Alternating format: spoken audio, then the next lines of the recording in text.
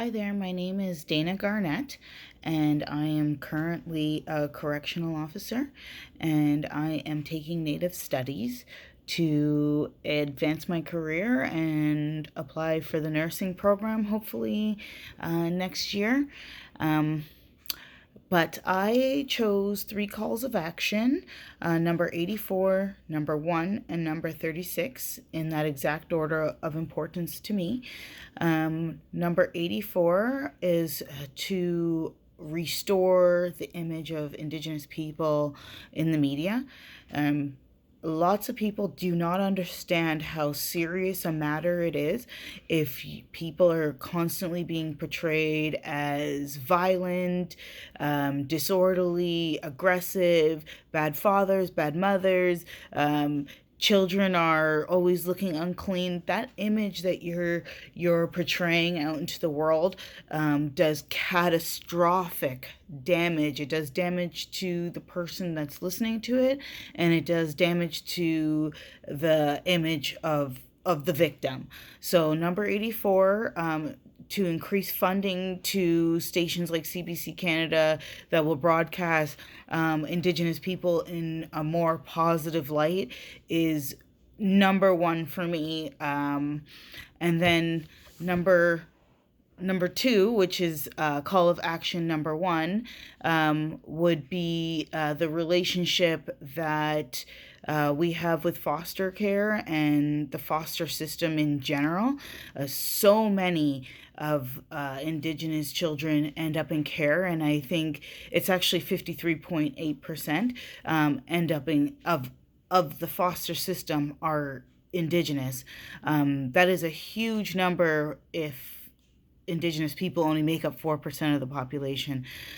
So that means that this system needs to be very delicate, and we need to ensure that we are not creating modern day residential schools. When we're putting children in care, it needs to be for very serious matters. We should do everything we can do to keep children with their families, to keep culture, to keep family. It's very, very traumatizing to people to be ripped away from their family and their culture.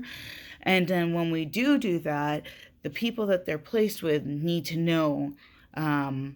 be educated on Indigenous culture, and if not, we risk assimilation again, but in a different way and in a different manner, and then it's systematic, right?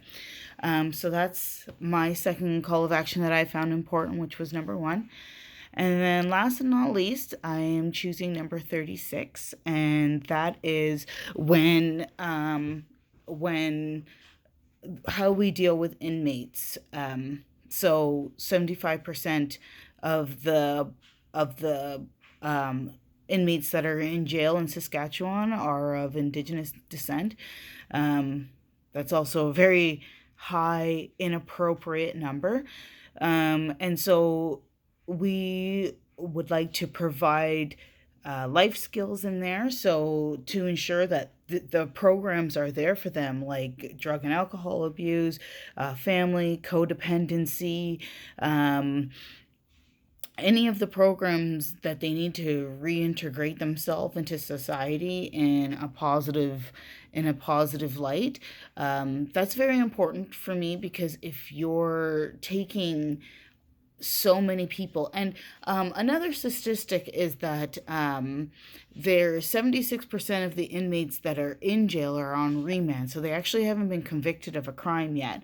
That means that they're being taken away from their families and their jobs, so their livelihoods, and their reputation again is being spoiled. And it sometimes takes months, years, days for them to fight their cases. And then when they are fighting their cases, they're fighting against people that don't understand Indigenous background, nor do they care. So we're talking about judges, lawyers. If your lawyer doesn't understand where you're coming from or what's going on, I don't know how they can fight on your behalf. So everybody needs to be educated on what is going on, the history, the truth, in order to have an actual justice system, or else the system doesn't function.